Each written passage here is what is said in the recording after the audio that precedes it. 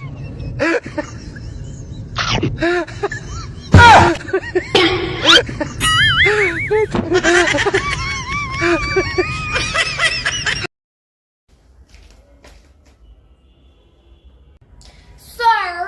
ঢাকা বিশ্ববিদ্যালয় ফাঁকা কেন?